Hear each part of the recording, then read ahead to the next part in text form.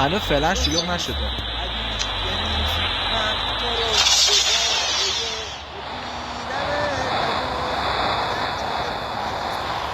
مادر جنده بیدی از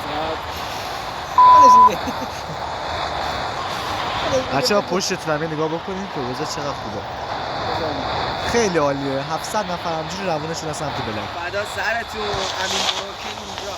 امین بروکن اونجا. امین بروکن حواسش باشه زیرش نزنن بیاد بالا. یا علی گو خوردم. امین بروکن بیا پاسخگو باش. وای وای وای وای وای افتادم پایین. براتون گایدم من گلومو باشی. 183 ایران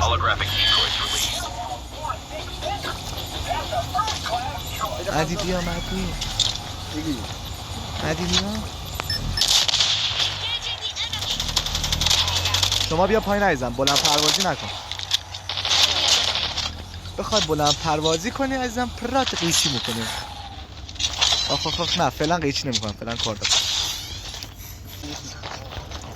دیوای دارم. این بالا یه دیوای اسنای.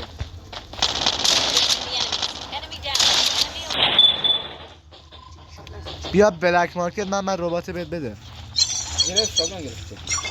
نه خود شادگان تیرش. مهدی سسته است. مهدی سسته است. بریم تا کی نزده با تامپر ما رو.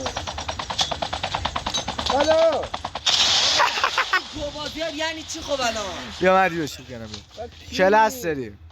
خب چه ربطی داره؟ الان بزن منو بزن. نه با آقا مگه کورسه برادر. باز کجا میگه 45 من بزن. خاور من همه جا دار میده. از 405 بعد. یا اول فرست. یا اول. بی پدر مادر.